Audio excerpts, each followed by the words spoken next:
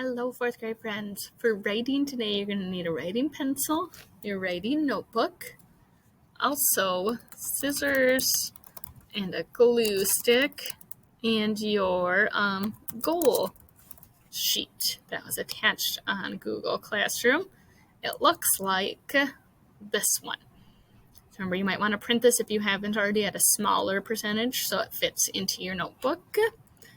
So go ahead and pause the video if you need while you gather these materials.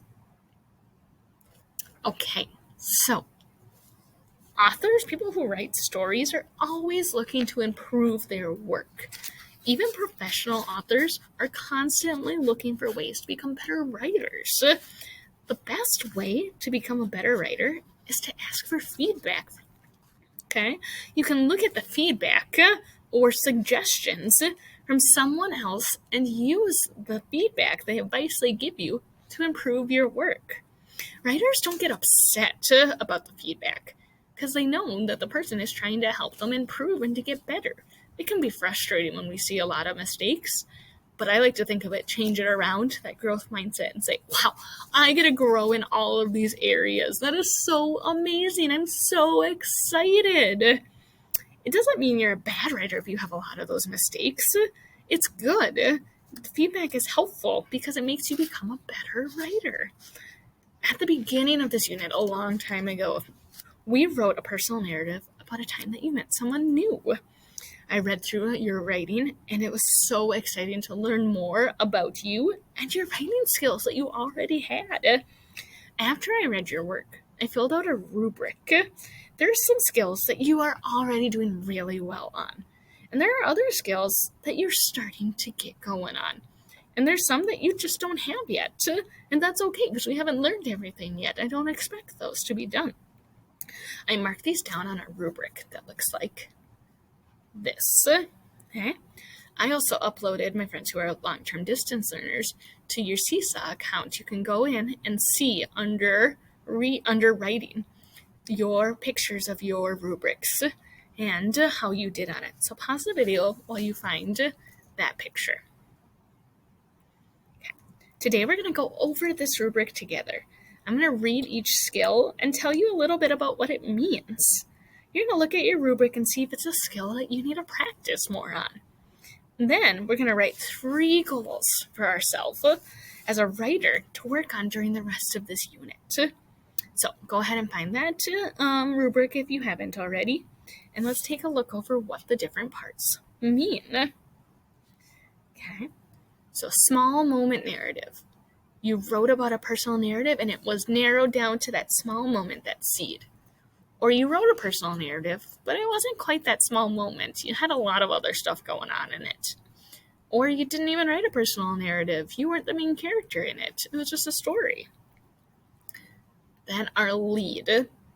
You wrote a lead that really interests and grabs the reader's attention. Or you wrote something that kind of says, I'm writing about this. Or you don't even have anything. You just kind of start telling your story. Paragraphs. You divide it into paragraphs to show when time has passed, or a new topic has come up, or somebody is speaking.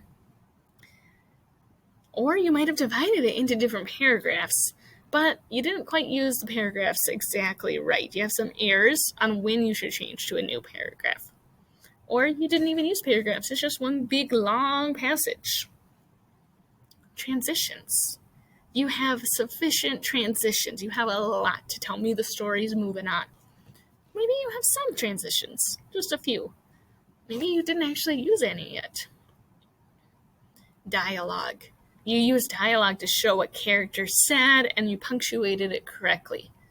Or you might have used some dialogue, but you made some errors in punctuation, or you only used like 1 or 2 dialogue sentences. You didn't use a lot. Or you didn't have any dialogue yet. Remember? Not yet. Details. You used a lot of details that help the reader to be able to visualize and feel like they're there with you in that story, that moment in time in your story. Maybe you used some details. You can kind of see it a little better. Maybe your story was really just basic and didn't include enough details. You just told me straight up.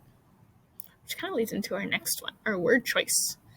You used words that showed what was happening rather than just telling. You made them strong and interesting words. Or did you use words that told what happened rather than showed? Or maybe you kind of use some really boring or tired words that we use all the time. Maybe you used words that told what happened rather than showing, and you use boring words. You just kind of said it straight up, and you use words that are used over and over again. For your ending, maybe you wrote a really interesting ending. You're not an ending. Your story comes to an end. Or your story doesn't really have an ending. It just kind of is done all of a sudden. Spelling. Your spelling shows me that you went back and changed things if you needed to. And you have some words that are spelled wrong, but they're okay words that you spelled wrong. Writing includes some spelling errors. Now, you probably should have looked back and edited, right? Like, I knew I should have changed that letter. Or I just, looking back, rereading this, yeah, that wasn't the right word to use. I should have changed it. Or your writing has a lot of spelling errors, and you didn't even look at it. You didn't try and edit it and go back. Punctuation. Uses correct punctuation. You'll use it properly throughout. Writing has some punctuation errors, or you have a lot of punctuation errors. Okay, so we are going to go over each of these skills really, really soon.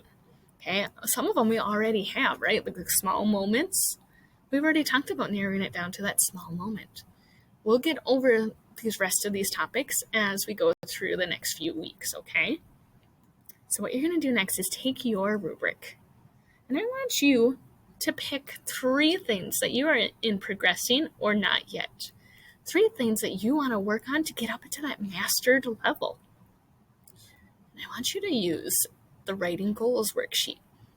You're going to pick 3 of those things that you're going to improve on. And I want you to write in a full sentence what you are going to do for your goals. Tell me what you are going to improve on as a writer during the next few weeks. What are things you notice now that you might not have the first time that you are going to do to make yourself better and stronger writer? So use that feedback to help you become better, okay? I want you to upload a picture of your writing goals for Mrs. Wells on your Google Classroom assignment, and let me know if you have questions. I can't wait to see what goals you pick for yourself to become a better writer. Take care.